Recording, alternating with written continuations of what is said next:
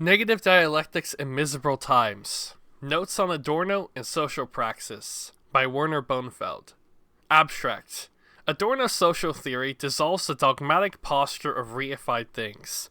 Its critical intention is to decipher the human social practice hidden in things. For Adorno, the social practice that counts is the one that fights barbarism, and for this fight to succeed, it has to tackle the social preconditions that make barbarism possible. A social practice that fails to do just that partakes in the false world of bourgeois society that it ostensibly seeks to overcome. In this context, Adorno argues, on the one hand, that the fight against barbarism is impossible because every social practice is the same. On the other, he says that negation is the only alternative to the falsehood of bourgeois society. The essay explores Adorno's negative dialectics to examine this paradox and to decipher its conception of social practice in a reified world. What does it mean to say no? Prologue. Financial socialism averted financial collapse in 2008, for now at least.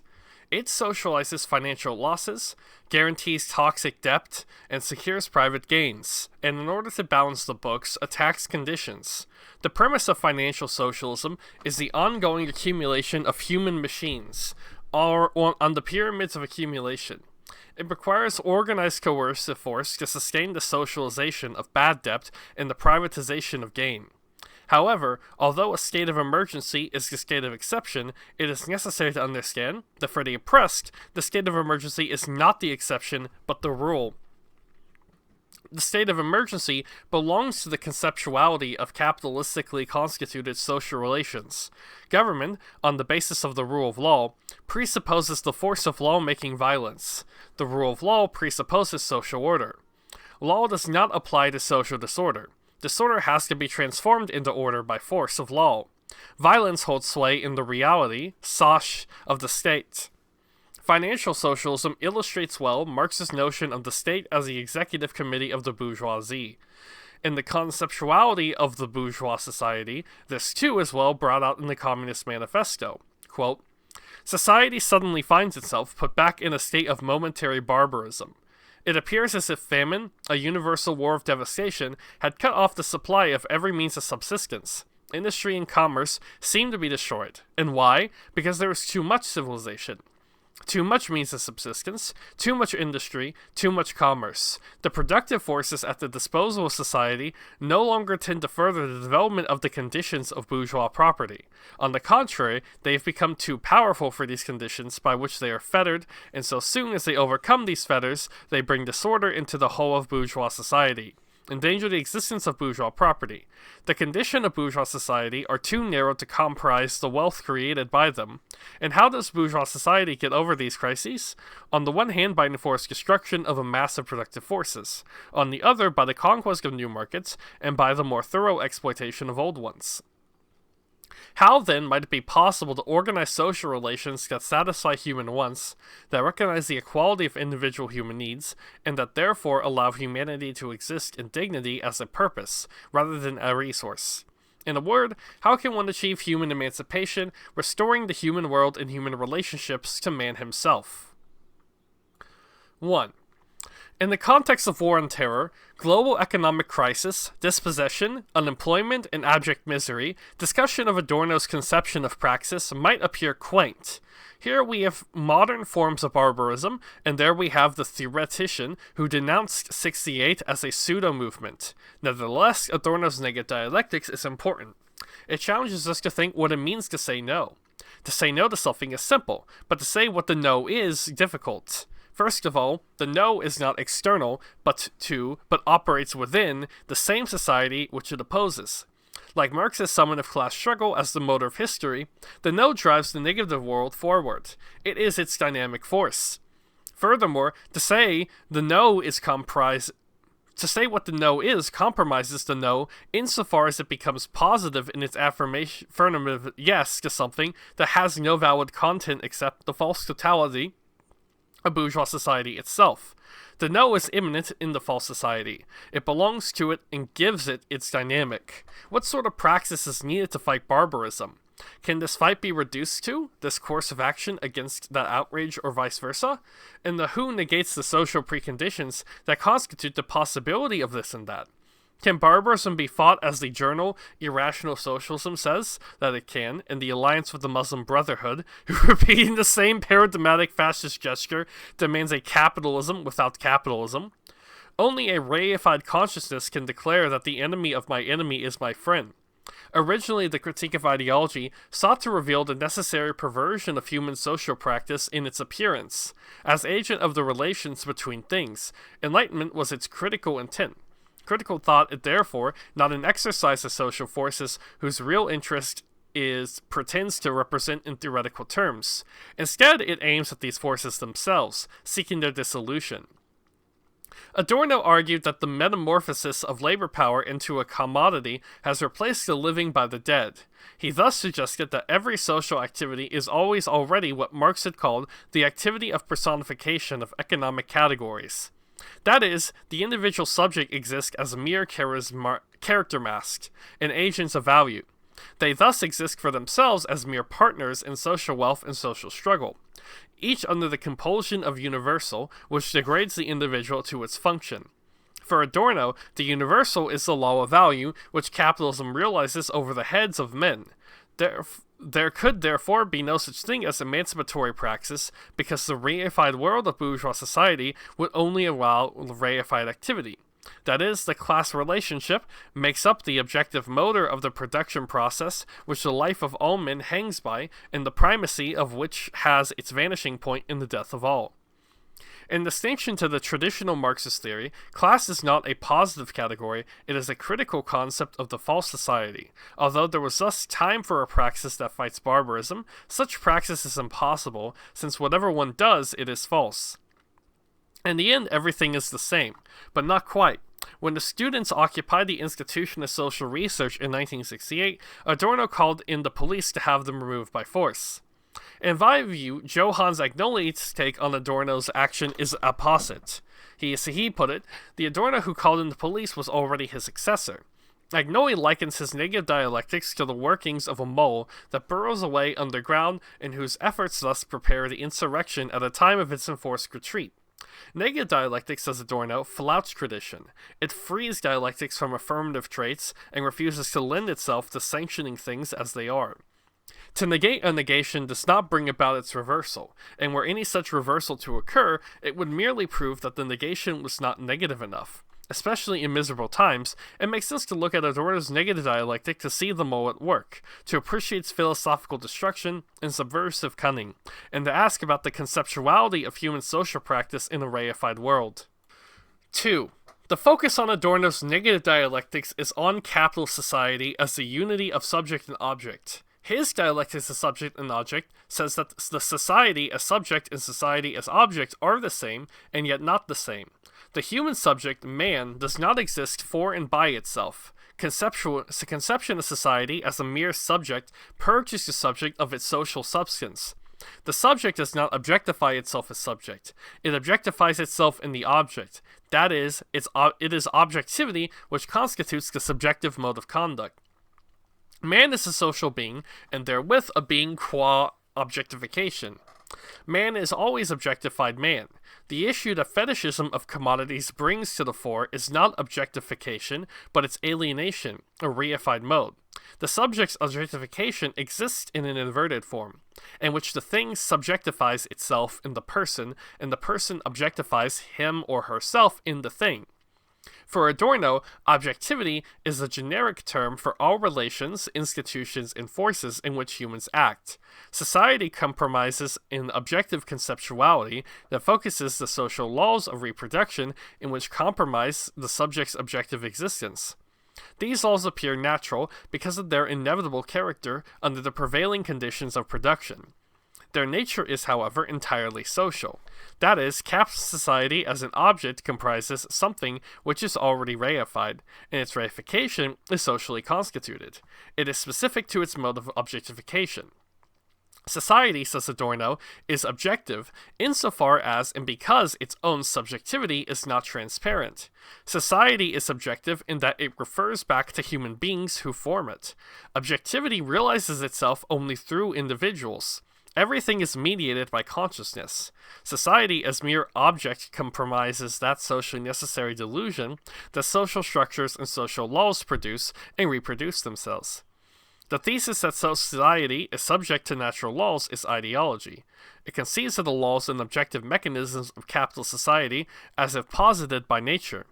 Social objectivity does not posit itself, it is the posited universal of the social individual that constitute it.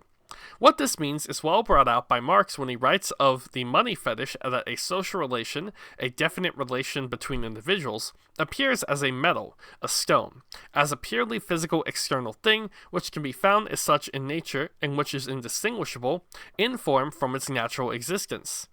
Social objectivity does not lead a life of its own. It is a socially constituted objectivity. Social relations vanish in their appearance as a metal or a stone, and this appearance is real. Concepts, Adorno says, are moments of the reality that require their formation. There is only one word, and that is the word of appearance. What appears in the appearance of society as a stone or a coin is, however, a definite social relationship between individuals subsisting as a relationship between coins. The purpose, then, of negative dialectics is to open up the non-conception with the aid of the concept without reducing it to the concept. Society appears as some transcendental thing that governs by means of its invisible hand, which takes care of both the beggar and the king. Its transcendent character is real, as the inverted subject qua objectification, that is to say, all concepts refer to the non-conceptualities. In his negative dialectics, Adorno argues that at best, historical materialism is the critique of things understood as dogmatic, in distinction to traditional conceptions of historical materialism, which purport a materialism to history, with the result that history becomes a basic ontological structure of things and being. Adorno conceives of historical materialism as a critical theory that aims at the thing itself, from within its own context. Capitalism, he argues, is not some historically specific application of some abstractly conceived transhistorical economic nature. Rather, capitalist social relations have a specific conceptuality, and this conceptuality holds sway in reality itself. Adorno thus holds that the categories of bourgeois political economy are finite, transient products of the finite and transient reality of capitalism. Adorno's negative dialectics is such historical materialism. It does not think about society, it thinks out of society. That is, it seeks to decipher the conceptuality of things in human social practice, however perverted this practice might be, in the form of the object. Adorno's negative dialectic is immanent in its context. It is not applied to society from outside. That is to say, theory does not possess scientific photographs or images of the empirical world. The understanding of capitalist society as a historically specific anatomy of a transhistorically conceived economic nature constructs historical development as a scientific doctrine of invariance. Such transcendent argumentation disposes of things on the basis of its claim to power. That is, its critique of capitalist society does not aim at the thing itself. It criticizes the capitalist organization of economic nature and claims socialism as a superior social organization of the same economic nature. The target of criticism remains, therefore, undisturbed as it is, and not being hit at all. It can be resurrected at will in changed constellations of power. From the capitalist implementation of Taylorism to the Soviet implementation of Taylorism, from the capitalist Republic of Labor to the Socialist Republic of Labor, negative dialectics is not a dialectics of the way in which the enduring structures and mechanisms of nature, necessity, manifest themselves in different modes of production. It is a dialectics of society as a unity of subject and object. Its objective goal is to break out of the context from within. In the critical tradition, conceptualization, therefore, does not mean the expounding of meta-theories, which by means of infinite regress finishes up akin to the doctrine of the invisible hand with deist conceptions of social existence, whether in their religious or secularized form. The so-called logic of transhistorically conceived economic matter, instead, its critical intention is to reveal the social foundation of invisible principles and to show their genesis in human social practice. It argues that human social relations produce their own enslavement to the invisible, whether in its religious or secularized form. Conceptuality does also not entail the explanation of one thing by reference to another. Such thought moves from one thing to another in an attempt to render its term coherent by means of external reference. The state is explained by reference to the economic, and the economic by reference to the state. Similarly, demand is explained by supply and supply by demand. By means of vicious circularity, then, explanation becomes tautological. Further, conceptuality does not mean the discovery of natural laws, like for example the so-called natural tendency of man to barter, as Adam Smith alleged. That man has to eat says nothing about his or her mode of subsistence and the social necessities that the mode of subsistence entails. The so-called social laws, society, not nature, is the point of critical departure. Economic categories have neither transhistorical validity nor a godlike infinity, nor do they posit themselves as if by nature. They belong to the society from which they spring. Adorno's critical theory recognizes the existence for what it is. The human being itself is its social relation. That these social relations are reified, appearing as stone or golden metal, does not make them less human, as if the reified world were a world apart. Reification is not something objectively given. It is not posited by nature. It is a social product. As Marx puts it, value is a relationship between persons expressed as relations between things. In contrast, then, to traditional historically materialist accounts that trace social phenomena back to some basic spaces in nature, Adorno's negative dialectic seeks to decipher the social constitution of things, and as such it is intransigent towards both their apparent nature and their naturalization. The reductio ad hominem that, for Adorno, characterizes the intent of critical theory does not entail the replacement of the object by the subject. There is only one social world. That is the distinction between objectivity and subjectivity presupposes objectivity as the mode of existence of the subject. Detached from the objectivity, subjectivity amounts to a mere fiction. The meaning of objectivity excludes the possibility that it can also be a subject. However, to be an object is part of the meaning of subjectivity. Subjectivity means objectification, however perverted this objectification may be in its appearance. Appearance is the enchantment of the subject in its own world. The circumstance that objectification exists as alienation or reification does not imply that there is an yet undiscovered and indeed undiscoverable logic that lies solely within the thing itself. Only as a socially determined object can the object be an object. Reason exists, but in irrational form. The irrational world is a rational world. What then is the concept of reality? As Debord puts it, in a world which reality is topsy-turvy, the true is a moment of the false. Truth appears thus to exist in the mode of being denied, an existing untruth, yet it is true all the same. All social life is essentially practical. That's a very important line. This is from Marx's 8th Feuerbach thesis. Includes thinking. Thinking is part of social life, and all social life is essentially practical. The thesis continues, all mysteries which lead theory to mystification find their rational explanation in human practice and in the comprehension of this practice. The thesis is clear, and at the same time most difficult. Thought is able to reveal reality qua demystification, and demystification depends on the comprehension of human practice. The difficult aspect is this: for thought to be thought, it needs to comprehend human practice. Its comprehension demystifies. What sort of human practice has Marx in mind? Where might it be found? The appearance of human practice as personification of economic categories or bearer of structural properties does not show the human practice whose comprehension alone is said to explain the world of things. If it were, there would be no need for demystification, as essence and appearance would coincide. Marx's thesis suggests that the human practice needs to be discovered by thought in order to comprehend the mysticism of its own appearance in forms that deny it. In short, the comprehension of human practice demystifies, but human practice is not immediately given in its appearance. Hegel's notion that essence has to appear does not mean that the human subject makes an appearance by asserting itself against the world of things. Say in terms of the conception of class struggle as a force that from the outside breaks into the capital relation during periods of crisis. Hegel's notion that essence has to appear means that essence cannot choose not to appear. And that's a double negative. It is forced to appear in its own inhospitable world. That which makes essence essential subsists in appearance. Its appearance is thus the same time its disappearance. It is forced to appear, and the necessity of its appearance entails that it vanishes. Essence vanishes in its appearance. The law of essence is its disappearance qua appearance. That is to say, in the enchanted and perverted world of capital, essence appears as a thing. Adorno captured this appearance qua disappearance when he argues that essence is, first of all, the fatal mischief of a world that degrades men to means of real abstraction that rule over them. Essence has a certain conceptuality. That is, no matter how much blame may be attached to the subject's contribution, the conceived world is not its own, but a world hostile to the subject. Nevertheless, this hostile world is valid only as a human world. That is, the circumstance that essence disappears in its appearance is as real as the fact that, conversely, there will be nothing without individuals and their spontaneities. Reification, therefore, finds its limitation in reified man.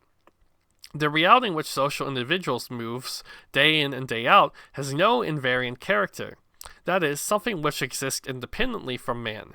In its entirety, it is a world of human practice. For the economic categories, the human subject is a mere metaphysical nuisance. Adorno's critique shows that the nuisance is in fact their essence. Essence disappears in its appearance and is falsified by a resume of essentials. The essentials of price, rate of profit and interest rate, labor unit, cost, rate of growth, and so on. Economic rationality is blinded to the point of madness by the sight of whatsoever eludes its rule. That is, essence is what must be covered up, according to the mischief-making laws of unessentiality. To deny there is an essence means to side with the appearance, with the total ideology, which exists has since become. Its ideology comprises what liberalism used to think society was about, that is, a resourceful functional context, in which the social forces, vendor and buyer of labor power alike, mere partners in social wealth and social struggle, act rationally as executors of economic laws over which they have no control. Adorno's essence is not some abstractly conceived idea of man as a species being, however alienated from its own self, in the world of things, remains true to itself as a subject in resistance. Adorno's essence is society as the unity of object and subject, however much the subjects degraded to a functional means of object that it forms. Thus the demand that thought is adequate to its subject matter entails more than it bargains for. Its adequacy cannot be established by means of falsification or verification. There is no verifiable it is. I say that something is already casts doubts on the proclaimed identification of the it. To bring things to their concept requires that concepts are open to the experience of the thing. The economic category of wage labor belies its experience. Just as the freedom of wage contract challenges the experience of the concept of freedom in the hidden abode of production, so does the notion that poverty is not unfreedom. Dialectics opens concepts. Dialectics is not a form of procedure or method applied to reality. The traditional call for unity of theory and practice has irresistibly degraded theory to a servant's role. The claim that a social theory requires validations by means of empirical corroboration debases the critical purpose of thought. It leaves things untouched inasmuch as it thinks about things on the basis of things in the manner prescribed by them. Instead of asking what the things are, it asks how to best view and arrange them. It protests against reification as reified. According to some ordering criteria, practice can be classified as left or right indifferent to ends and social contents that hold sway in things. If, however, a practice is indifferent to social contents, then it is bereft of meaning. That does not mean that it is meaningless. Far from it, it seeks power and is the prey of power. It views the social subject as either an agent of social transformation or an adaptable economic resource, or both, as in the case of dialectical materialism. The much-quoted unity of theory and practice does not entail a concession to the weakness of thought. On the contrary, practice is an eminently theoretical concept. Yeah, that's what I was waiting on.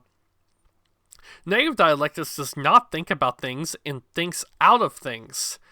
There is no second reality beyond the world of appearance. It does not deceive itself by pretending that appearance is distinct from essence, as reality comprises the interplay between, on the one hand, structural laws of development, and on the other, the social action of human agents, the so-called social forces. The so-called dialectics of structure and agency gives dialectics a bad name. Whether conceived in terms of a life world and a system world, or in terms of a structure and agency, negative dialectics refuses to be drawn into the vicious circularity of definitional thought that seeks to render terms coherent by external reference to one another. Such thought conceives a society under the spell of identification. Adorno's negative dialectics holds that however much the objective world has autonomized itself from the acting individual, it remains a form of human practice. Human practice does appear in its appearance. It appears, returning to my earlier illustration, as a metal, a stone, a purely physical external thing. Adorno's concept of society says the social relations between individuals appear as what they really are, material relations between persons and social relations between things. The social individual objectifies him or herself in things, and things objectify themselves in the acting individuals. Society is thus a sensuous, supersensible thing. As Reichdelf put it, human sensuous practice subsists through its supersensible existence in the autonomous of society as both the object and subject of its perverted social practice. That is, the traditional separation between in itself and for itself, the substance of the subject, is abstract mysticism. The irrational world is rational. In Adorno's words, the supersensible world, the world is governed by things, which is an inverted world, has thus transcended the other world, sensuous human practice, and contains it within itself, for itself, as an inverted world, that is inverted in and of itself, it is itself in the opposite in their unity. In terms of his negative dialectics, identity is identity of identity and not identity. Subject and object are thus inverted in a topsy-turvy way. Social reality is one of disunion, contradiction, fissures, and antagonism. Negative dialectics, if its attempt to think out of things should succeed, thinks the disunity of things moves within the reality's contradictory constitution, and deciphers the reality of things as a reality of human practice in the form of things. Disunity in the form of unity entails coercion as a condition of unity, a coerced and coercive unity that appears in the form of general commensurability, where difference appears as equivalence in the exchange of equal values, which in the form of profit seem to possess the occult quality of being unequal to themselves. Difference is coerced to appear indifferent to itself in the form of value, the actual mask of death. The rationally acting subject, who exchanges on the market to secure their being, execute abstract social laws which they themselves have generated historically and reproduced through their rational behavior, and over which they have no control. The rational practice exists through them, in them, and also against them. Dialectics says no more to begin with than that objects do not give into their concepts without leaving a remainder. Its critical intent is to reveal the social constitution of things. This entails the opening of the non-conceptual within the conceptual. For example, the conceptuality of the wage labor as a personification of variable capital entails what it denies. It denies sensuous practice, and this practice is immanent in the concept wage labor. Sensuous practice exists within the concept of variable capital in the mode of being denied. Sensuous practice cannot be reduced to the concept of variable capital. It subsists within its concept, but cannot be reduced to it. Further, the variable capital, to function, it requires the ingenuity and spontaneity of human purposeful activity.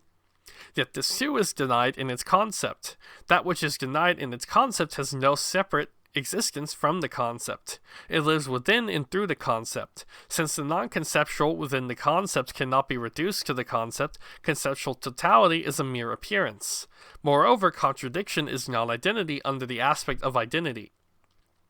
Negative dialectics does not pacify the contradiction, be it by means of reconciliation, integration, incorporation, or simply formalistic indifference to the social contents. It thinks in contradictions for the sake of the contradiction once experienced in the thing, and against that contradiction. Contradiction indicates that the untruth of identity, the fact that the concept does not exhaust the thing conceived, only in indefatigably reified consciousness, once enthralled by the theological quirks of the object, can claim that it possesses the theoretical photographs of the real world. Its contribution to social theory is entirely positive. It conceives of social laws as laws of nature and as myths as historical logic. In distinction, thought that does not go into its object does not recognize its object. In order to understand things, one has to be within them. Conclusion.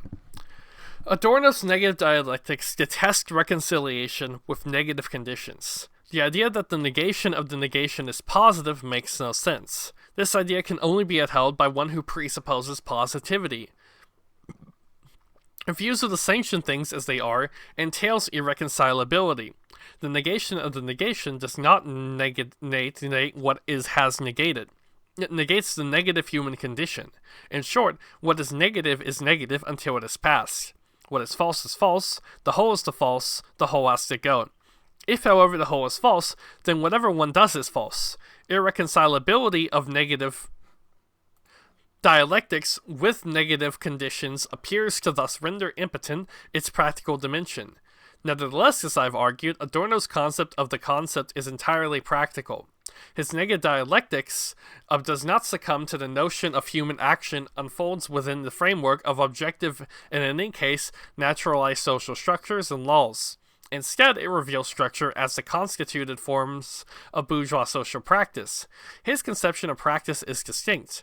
According to Lukács, the worker can resist reification because as long as he rebels against it consciously, his humanity and his soul are not changed into commodities. That the soul of the worker in resistance is the party is of no interest here. What is important, however, is that reification does not affect the soul and humanity of the worker, as if they are not of this world, but of divine issue. Bloch conceives of unreified within reification as the inner transcendence of matter, and Knecht and Kluge conceived of it as materialist instinct, and Hart and Negri speak about biopower, which describes some sort of biologically conceived potential that, despite capital's best efforts at real subsumption, remains transhistorically active as the basis of communist resistance. In Adorno, he would have none of this. The very idea that there's a world out there that has not yet been colonized by the logic of things is nonsensical. Instead of a concept of society, these differentiations of society into systems and soul transcendent matter / materialist instinct / biopower separate what belong together.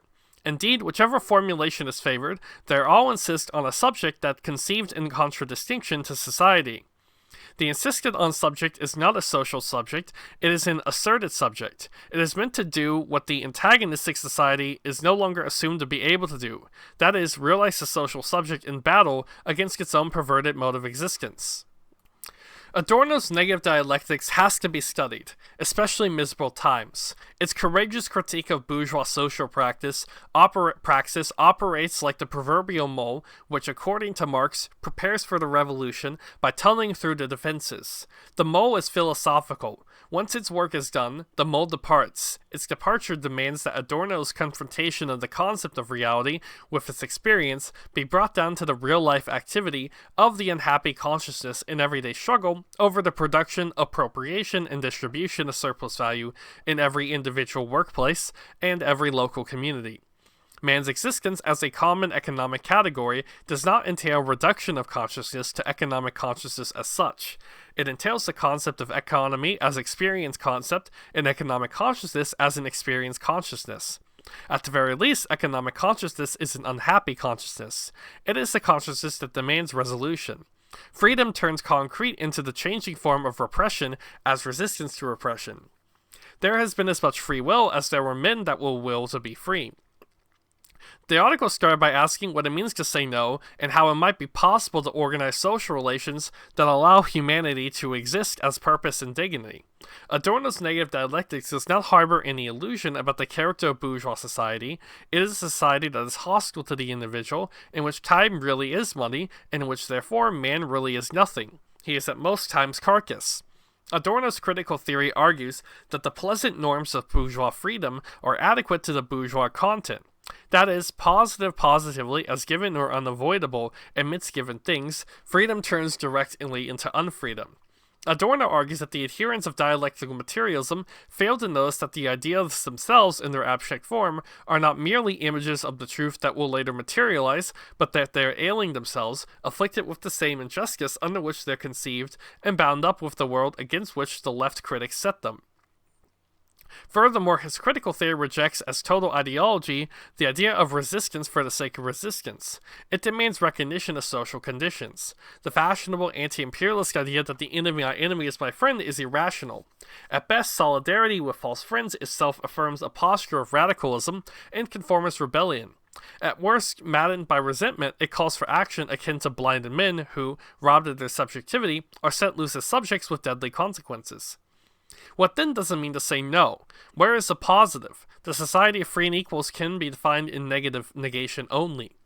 Humanization of social relations is the purpose and end of human emancipation. It points the anti-capitalist no in the right direction. However, the effort of humanizing inhuman conditions is confronted by the paradox that it presupposes as eternal those same inhuman conditions that provoke the effort of humanization in the first place. Inhuman conditions are not just an impediment to humanization, but are a premise of its concept. This is why in the misery of our times we find the positive only in negation. For negative dialectics, this is its form of hope. That is to say, Adorno's statement that one cannot live rightfully in the false totality of bourgeois society is only partly correct. A rightful life begins in the struggle against its false totality. Whatever future there might be is always a future present.